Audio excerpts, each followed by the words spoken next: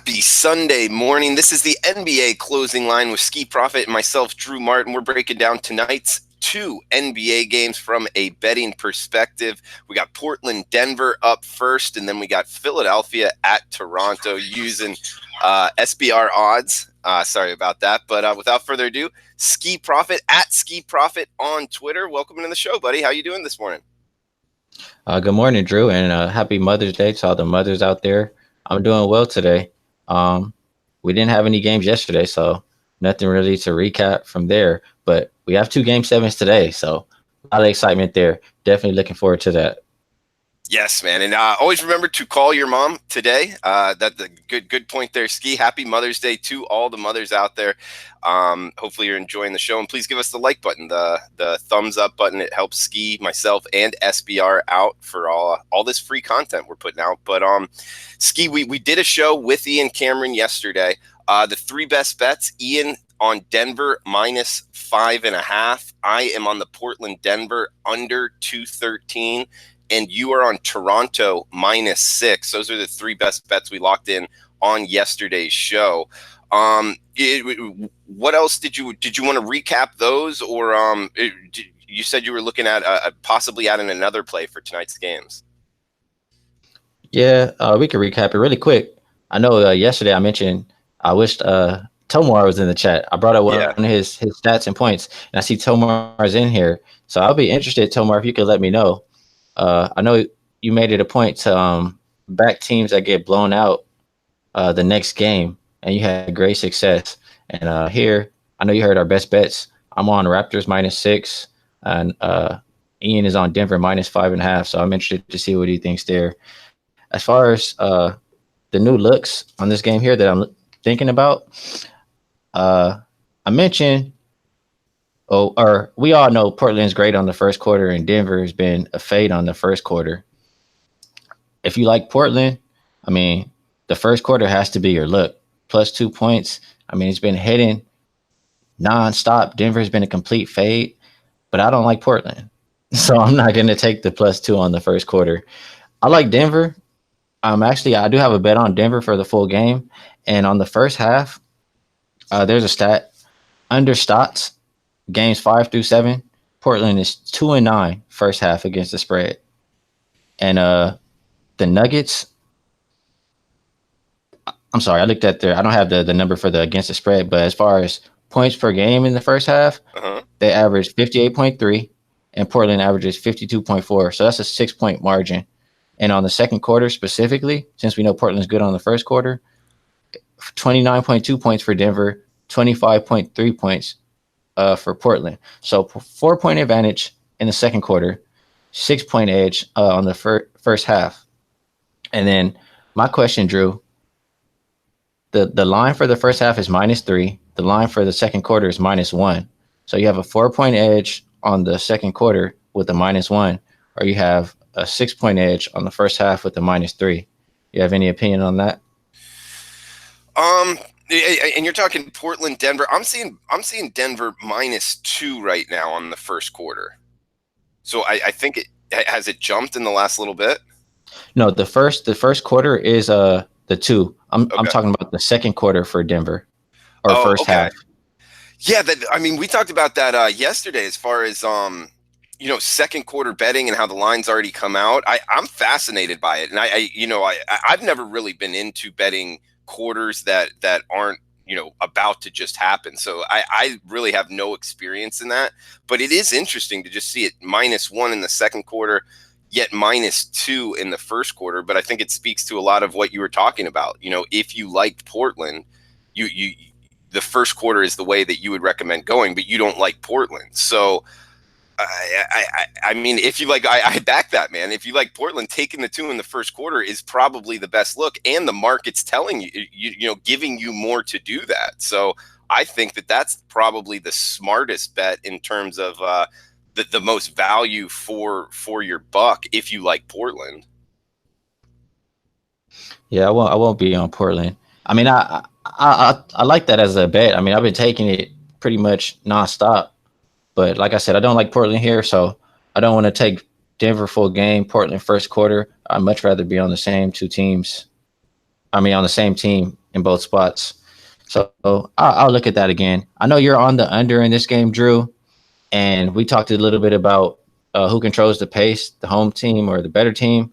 In this case, we think the home team is the better team. They like to play slow. I think they'll limit Portland quite a bit here. And I did see a stat. I kind of just came across it like literally right before the show.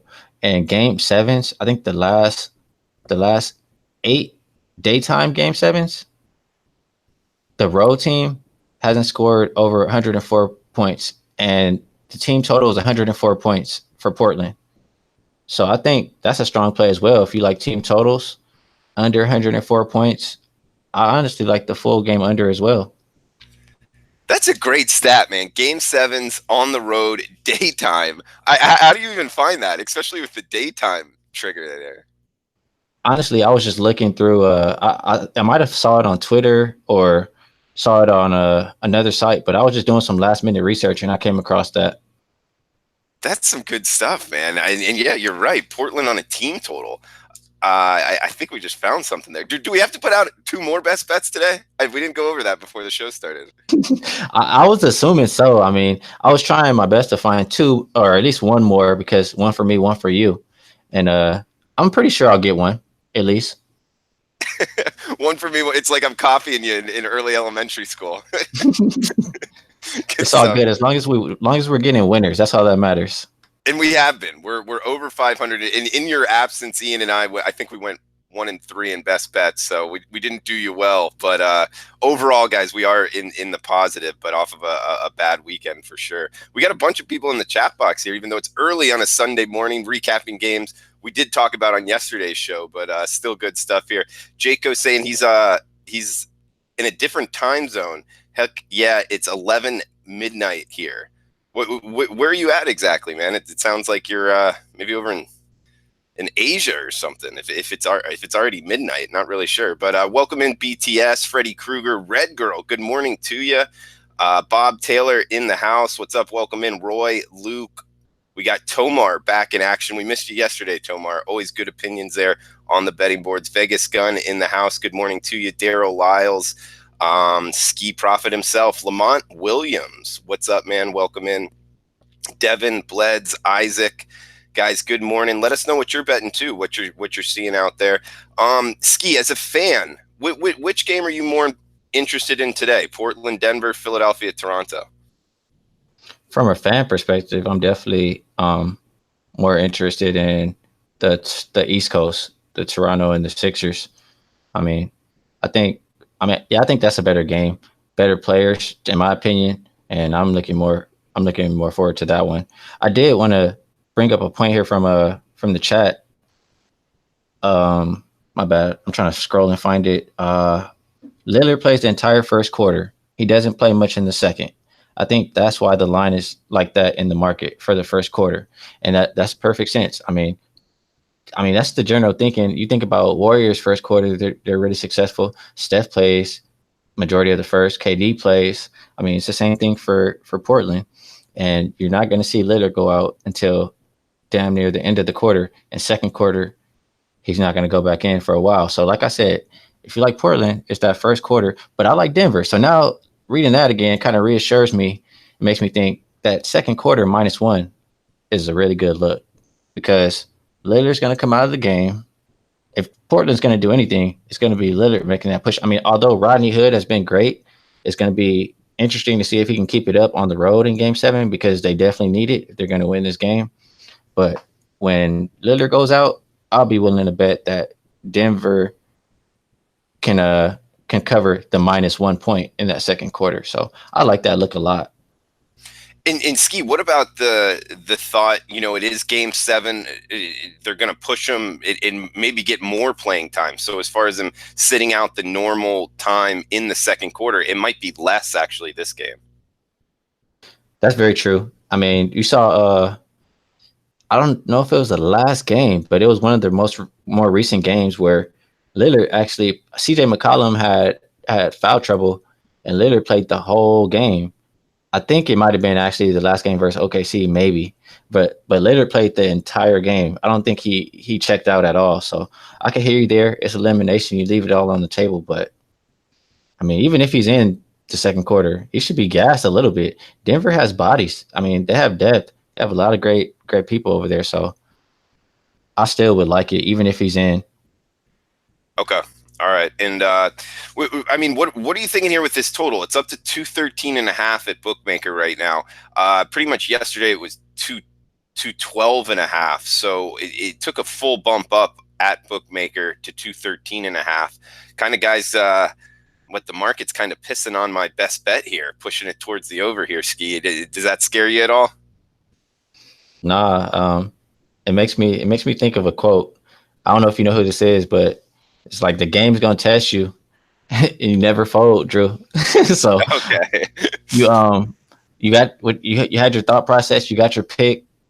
I stick with it just because it moves against you.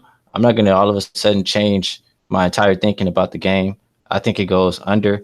I will read a couple stats here for the total. When majority of the bets are on the over, the under improves to, oh, sorry. Since 2005, the under in game 6 and 7, the playoffs is 96 and 70. And when majority of the bets are on the over, the under improves to 88 and 59. So that's about 60% right there. Yeah, 88 and 59. And on this game here, the first game, it's one more stat. Sorry. I'm a little unorganized. I'm usually way better than this, but since 2005, game 7, if one team didn't make the playoffs the previous year, the under is also 8 and 4. So it's those things going for it. We also talked about game 7s are tight. They're usually more leaning towards the under.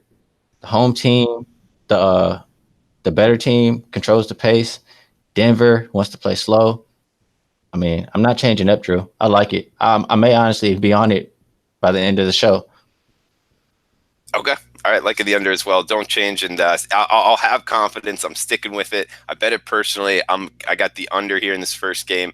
And yeah, Ski, I know it's early there on the West Coast. And guys, by the way, because we already did these 2 games, we weren't 100% sure if we were doing a show today, but Ski and I are back. And we'll be here every Saturday and Sunday, 11 a.m. Eastern time throughout the NBA playoffs. And there are rumors that this closing line show will work into MLB and possibly into football season. So if you're liking the content, please do help us out with the thumbs up. And we got a bunch of people here in the chat. Tomar all over this. MK, welcome into you. Good BK Capper. What is up, man? A lot of guys with different opinions here. Matt Randall in the house, wondering if he's got his, yes, Taint play of the day. Taint, POD, Detroit, Minnesota. Under 9. He's heading to MLB on the diamond and betting the under in the Detroit Tigers Minnesota Twins game, and that is at 9. That's Matt Randall's Taint play of the day. Andre Smith, let's go. What's up, man? Tripod, welcome in as well. He's on Twins -1. He's liking it, fellas. Nuggets and under. That's from Luke. So Luke's on it with us here. Here, Ski. What else do you want to throw out in this first game, man, before we move to the second one? Well, I will. I actually want to read a couple more stats that apply to both games. Yeah, good stuff. So since 2005, team that won game 6, they're 20 and 25 straight up, but they're 23 and 22 against the spread in game 7. Now, if they're a dog, that changes to 8 and 20 straight up and 13 and 15 against the spread. Both of these dogs today, they won game 6. So they fall into this category. 8 and 20 category. Right. Straight up. And also against the spread, 13 and 15. The next one, winner take all games since 2005. Favorites are 25 and 20 against the spread. If the favorite is -3 or more, it moves to 25 and 14. So that's about 64% against the spread. When in a winner take all game, the favorite is -3 or more, 64%. And I talked about the stat that Donnie Rightside threw out in low bag yesterday. Home teams in game 7, straight up, they're 105 and 28. I like it, man. Especially that one 25-14 ATS -3 or more. Both of these 2 teams qualify for that.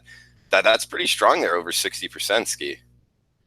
Right. And I did take the Raptors as my best bet. I did also take the Nuggets. I mean, I didn't take it as the best bet. Ian was on there as the best bet, but I did bet it as well. And that's the only reason why I'm kind of hesitant on the second quarter. to take it to. I kind of want to lean more towards the totals in this one to add a play. And also, you guys know I kind of am big on transparency. And one thing I don't like is I have my plays tracked third party, and quarter bets are not very popular. So if I make the second quarter bet, when I do my recap of all my plays, it's not going to show that I made a second quarter bet, and I don't like that. So I might not make it, but I do like it.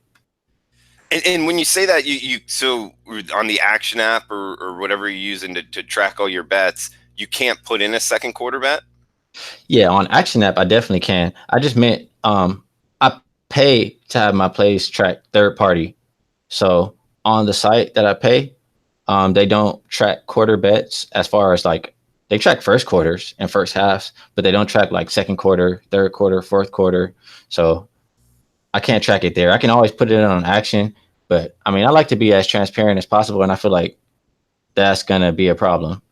Like they don't do team totals and they don't do quarters, so I tend to stay away from those bets. But I do tell you guys when I like them. Okay, interesting, man. And can you talk more about the pain to track your bets, or no? Is that like not allowed?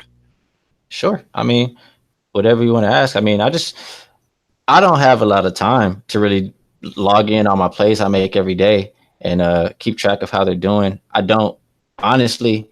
I don't know how to come up with the ROI, and I mean, I could come up with the other numbers. It's just I don't have the time. So I work a job. You see, I'm here at work right now. I do all this research and stuff, and I just pay somebody to record my plays, so people know I'm being honest. And I mean, even though I don't sell plays, I just like to be transparent in that way. Good stuff, man. That's good to be transparent. I've done that as well, like tracking the plays, and it's always hard because when you're put up against other people, you don't know it. You know how if they're in cahoots with the website that you're doing it with, and then kind of boosting the other people up. I've heard a lot of like kind of shady stories just about that kind of tracking of plays. Have you heard anything of that with the people you're using? No shady stories there. No, I mean, people always. I feel like on the internet, a lot of people always complain, and all of it is not always true. So you kind of Yeah. just have to think for yourself, do your own research, and find out for yourself. The one thing I do know, and one reason why I do pay for my plays, I mean, I could track it on Action. I mean, people probably may trust me by now, but the one thing on Action is you have the option to go back and delete your plays. Let's say if they go bad, and the Oh, third party, I can't touch it at all. So people know that, and that's why it's there.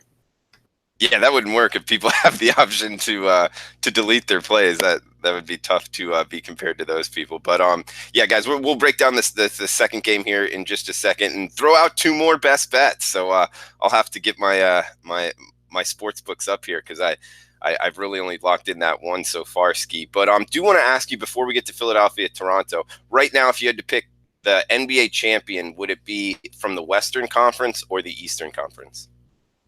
West, it's gonna be the West Coast, Drew. West Coast, the best coast. I'm sorry, Drew. I know you're over there on the East, but for the West Coast, Golden State is gonna win. I mean, if you didn't know, you should know after the Houston game. They're gonna get Boogie back. They're gonna get Durant back. Not that they even need them, but who's gonna beat them? It'll be Golden State versus Milwaukee Bucks, and Golden State will win in. If they have a healthy Durant, they will win in 5 games. But I mean, is Durant going to be healthy though? We shall see. I'm hearing. I mean, they're gonna check him out again this week. I'm assuming, or how do I say? I think, in my opinion, that he's gonna play probably game 3. If they were to lose a game, he'll probably play game 3. If they don't lose, he'll probably play game 4 to get a rhythm before they sweep whoever they play next before going into the finals conference. But I do believe he's going to play. I mean, it wasn't a bad strain. It's just like a mild calf strain. Okay. Okay. Good. So I don't know. I would maybe go with the East. Maybe the Milwaukee Bucks. You got Giannis out there. I don't know. I like that team. I'm not saying they'd be minus 110 against the Warriors, but I think they got a puncher's chance. Ski. They got a chance to win a game. All right, man. Maurice Hooker in the house. Anyone on Marlins and Mets under? It was 6.5 down to 6 now. Definitely not looking to bet any Marlins games over the total. But let's get into this second game here. We got Philadelphia, Toronto Ski.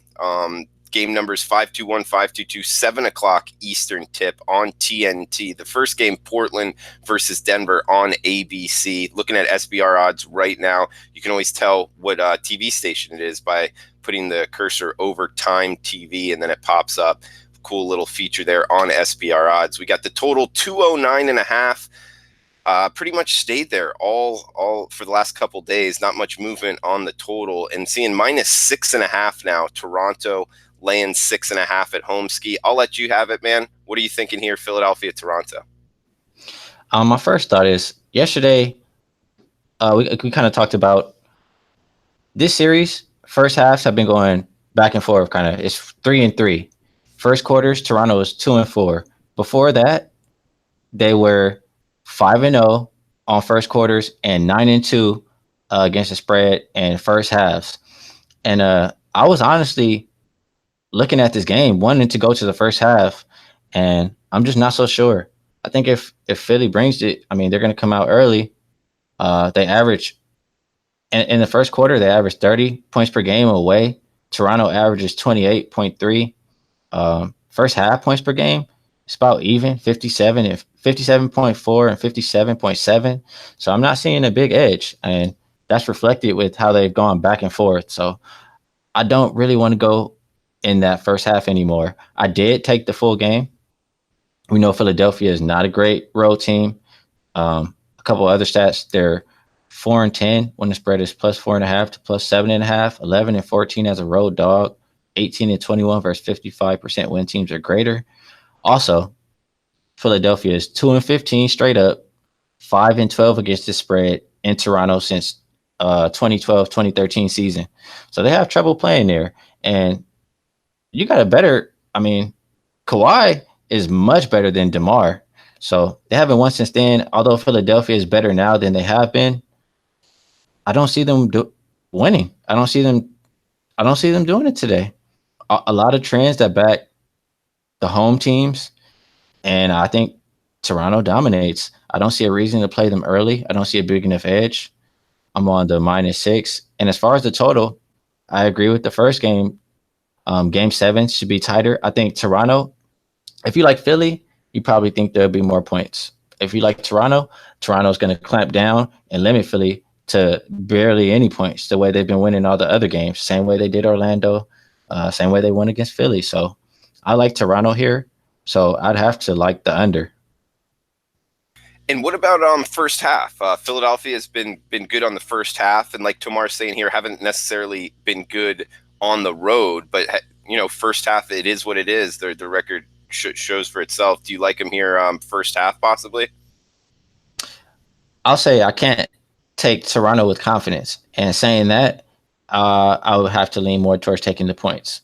So if I'm making a bet, I would have to lean more towards taking the points on the first half or first quarter, especially the first quarter. And Ski, do you think Toronto is the going to give Milwaukee the better fight in your opinion? Correct. I definitely think so. Kawhi versus Giannis would be a great thing to watch. Philadelphia, Brett Brown is just a disaster. This will be his last game coaching the Sixers. He'll be out of the door, out of the building as soon as they lose. Really? Is that life in the NBA as a head coach? You make it to here, game 7, a game away from the conference finals, and you're shown the door? When your name is Brett Brown and you're just incompetent, then yeah, that's how it goes. Okay, well, what if he wins this? Does he get his job back next year? Yeah, he won't go anywhere, and he will shock the world because nobody has faith in Brett Brown. I mean, if you see this guy on the sideline, even during the games, he looks like he doesn't know what's going on. And Sixers fans will tell you, I'm sure, if you ask Donnie or ask Big Man or whoever from Philadelphia, they will have the same opinion about Brett Brown. They do not like him. Yeah, no, the media doesn't like him very much. I don't think many people at all like him. But Tomar's saying Brown isn't the problem. Embiid can't stay healthy and Simmons can't shoot. I agree. Simmons got exposed last year. We saw that in the playoffs, and that's when it gets exposed. Regular season, you can run all you want, but the game slows down, the floor shrinks. You have to be able to shoot. You have to be able to do more than what Ben Simmons is offering. And Embiid, he hasn't shown up. So I'm in full agreement there. They have Jimmy Butler. That's the one guy who's gonna definitely bring it. He's not gonna run away from taking a shot like some of the other guys over there. So I like the four players that they have outside of Kawhi. They may have the next four best players. Depending where you put Siakam in there, but I don't know. I agree with what he said about Simmons. That's definitely a problem in the playoffs. Brett Brown is not a great enough coach to make anything work. So I'm not seeing the Sixers advancing. I'm sorry. No, I'm interested in your opinion on NBA head coaching. Do you think a coach can make that big of a difference as far as it's not being more so about the players but about the coach? How many coaches do you think there are in the league actually doing that, elevating their team to the next level? The great ones, and yes, Drew. I talked about it before the playoffs. In playoffs, that's what I look at. Coaching advantage. That's a big part, Drew. Look at Terry Stotts. You hear me talk about a lot of these coaches I don't trust. All right, let's look at D'Antoni. He never makes adjustments. He never plays any defense. Why did they lose the game? Because they can't play defense. Did you expect him to change and make any adjustments? No, because he never changes. He never makes any adjustments. He never plays defense. So you know what to expect from that coach. And it's like, what to expect from all of these coaches. Brett Brown sucks. When you have coaches like Popovich, let's say they have a bad first half, he's going to be in their ass and they're going to come out fired up the second half. It's certain coaches who know what to say, certain coaches who know what to do, and it's other coaches who are clueless, and it's magnified greatly in the playoffs. I see what you're saying. It's just I would say in the NBA, one player can just dominate, like Giannis or any of the top notch players, even like LeBron. Even though he had a down year. So as far as coaching goes, and you bring up Popovich, yeah, I agree. But how many more are there? Would you say there's five? Is there 1/3 of the league's head coaches? Is there half of the league's head coaches that can make that difference? I'm not gonna, don't hold me to it, but I'll probably say 8 to 10. I'll give you an example from this year. I know they lost the series, but let's look at game one.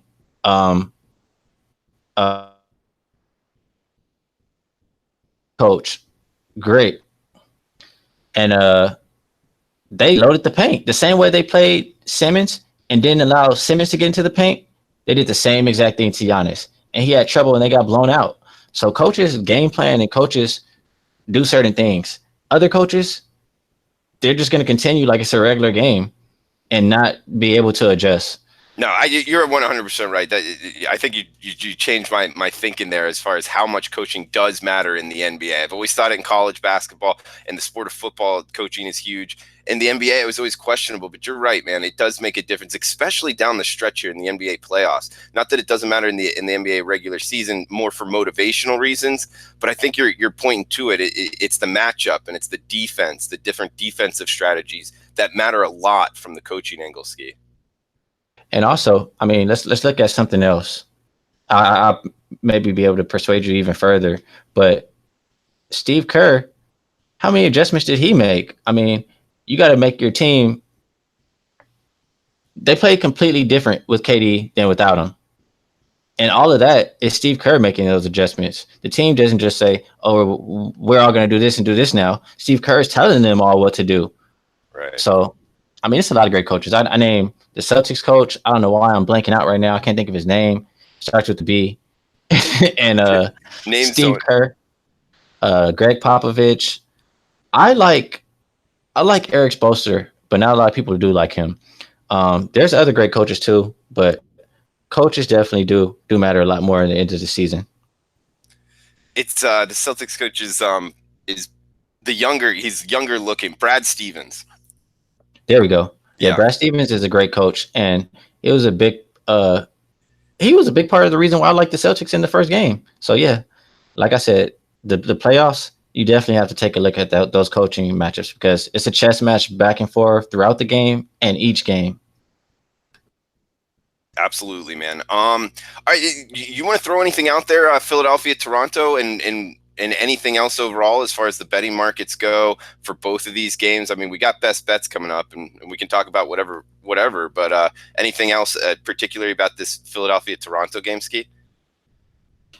One thing I'll say for people who like parlays, we've talked a lot about home teams.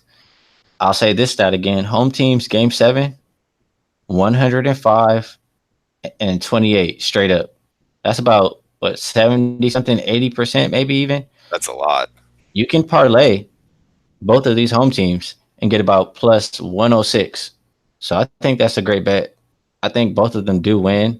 I'm already on them laying the points. So I would look towards that. Yeah, just did it on my my hefty defty calculator here. It's 79%, so near 80% there, Skee. Yeah, near 80%. Yep, there you go. So I mean, I don't see why you wouldn't. See Philadelphia winning straight up, and I definitely don't see Philadelphia winning straight up, and I don't think Portland's going to pull it off either. So, I mean, I think that's a great bet. You get plus odds. If I could make that my best bet, I might, but I'm not really a big parlay placer anymore. Yeah, no, I don't recommend it either, especially non-correlated parlays. Like one game you're going to bet that game, another game you're going to bet this, and then parlaying those together when their outcomes aren't necessarily correlated. I don't think that's very a smart bet out there, but that's just my advice. I would recommend just betting them separately. So maybe betting both favorites separately tonight might be worth a look with that 79% chance you're that 79% trend you're throwing out there, Skee. Let's what do you want to do before we get to best bets? Anything, man? I have to do my due diligence. I talked about it a little yesterday, but I just want to read these stats for that first game again. Okay. When the spread for Portland, this is Portland side. When the spread is +4 to +7, they're 7-9. They're 11-18 as a road dog. They are 25-19 versus 55% when teams are greater. So I mean, they're not a great team on the road. Denver, best home team in the association. When the spread is -7 to -4, they're 13-10. They're 27-18 as a home favorite. 25-22 versus 55% when teams are greater. So another reason why I'm on the Nuggets. 27-18 as a home favorite. Is that against the spread? Against the spread, best home team in the association. Man, that's pretty solid there. And how much of that do you think has to do with the altitude? Oh yeah, that plays a big part. People come over there and they're not used to it, and Denver is. And I mean, it definitely plays a part. I've seen it. I mean, since I was a kid, I've heard about it, and I see it play a part. Yeah, I'm thinking Portland's on the coast, right? I don't know. I've never been to Oregon. You know, I'm not that great on the geography side. I know Big Man used to be great at that. He used to know where everything was. Oh yeah, he would. It's like I can't tell you anything. Whiz. You could ask hey, him anything.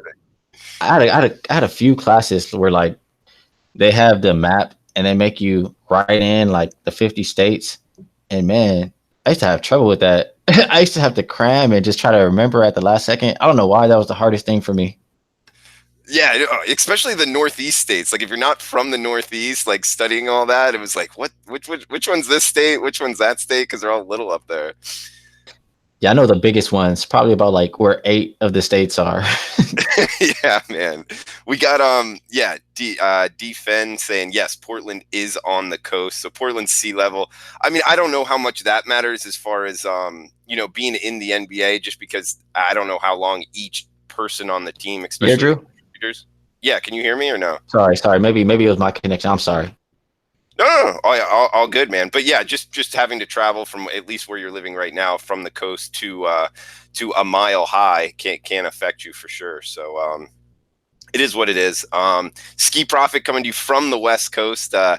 They're near in California. I'm coming to you from Florida, so both near the coast as well. It would be tough for us to play a Mile High as well. But Skee, let's get into it. Let's throw out our best bets, man. I'm going first, and while you're throwing out your best bet, I'm gonna have to put it in. But I'm going on your team total. Your advice on Portland under 104. So I don't know if you have an odd service out there showing you the numbers. I'll be able to confirm it after I pull up my my sports book here, because I don't want to throw out a line that's not out there. But as of right now, what you were talking about, I like what you said as far as Portland team totals and not being able to score over 104 before. So in game sevens, I like this Portland team total under 104, which I'm adding to my best bet from yesterday as the under in that game as well. So I'm on Portland 104 for best bet today. Skee, I'm going to try to lock it in right now, man. But let us know what you're betting and why. Oh man, so looks like that's a double up almost, right, Drew? So we need that under.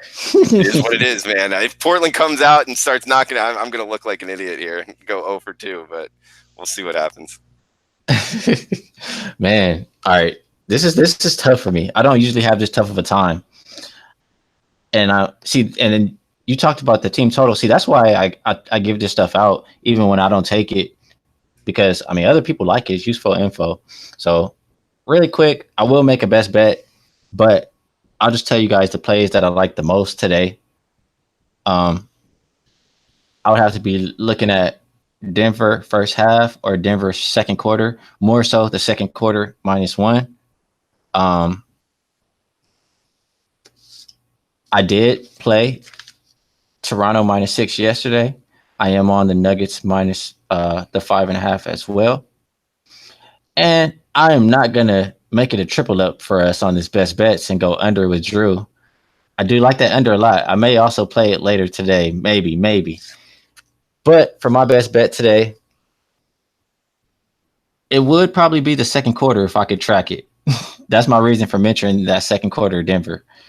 But I'm going to go Toronto, Philadelphia under.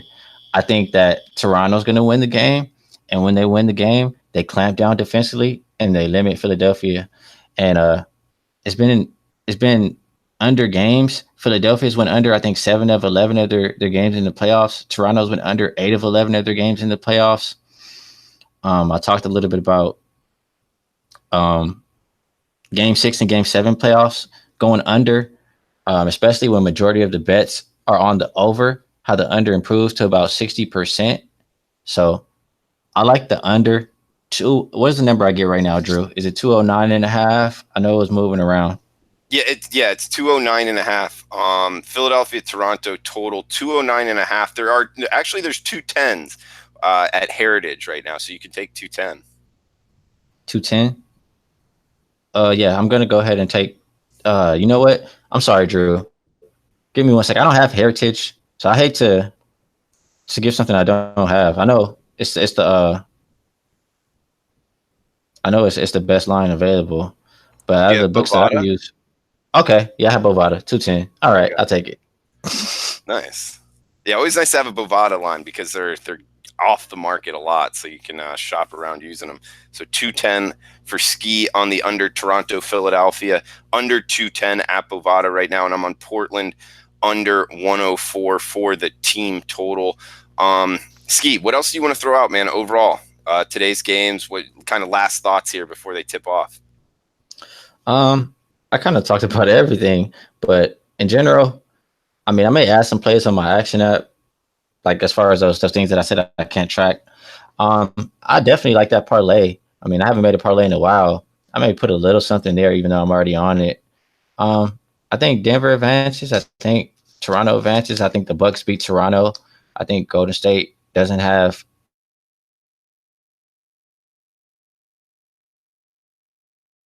in the championship. It's winding down. I mean, this is the last game we're gonna have until you guys, and I'm just looking forward to cashing these bets.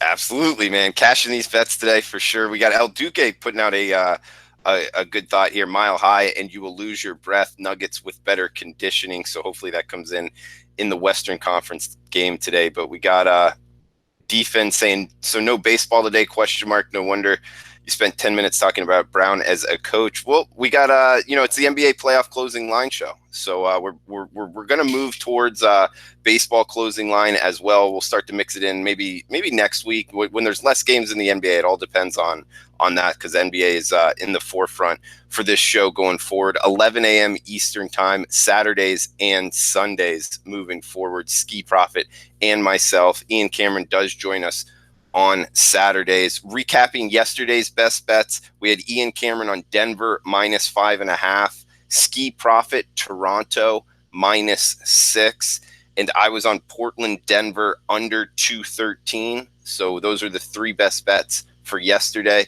And then today's best bets, I'm on Portland as a team total in the same game under 104, and Skee Profit is on Toronto Philadelphia under 210. So we got favorites and unders going for best bets for the show. So hopefully not a lot of points except for the favorites. But Skee Profit, man, anything else you want to throw out before we shut this down? I might repeat myself one more time, but it endorses both of our bets on that under. Since 2005, Game 6 and Game 7, majority of the bets are on the over. The under is 88 and 59. That's 59.9%. So we should have, based on that, just a 60% chance to win. I like that. I like that too. That's a good trend there, man. Skee, thanks for throwing that out. Guys, on Twitter, @Skee Profit. If you're not following him, you need to. Can't stress that enough. He knows his NBA as good as anybody out there. His record proves it. Not only good on video, but a good Twitter follow as well, and a good guy. We got Andre Smith. Let's get paid. Good luck, everyone. Absolutely, guys. Best of luck with your bets. Thanks for joining us here. We will be back on Saturday at 11 a.m. Eastern, breaking down the NBA playoffs for next weekend's games. Enjoy the Game 7s today, guys. Back-to-back Game 7s, Eastern Conference, Western Conference. For Skee Profit and myself, Drew Martin, thanks for tuning in. Best of luck with your bets, and we'll see you next Saturday. Later, guys.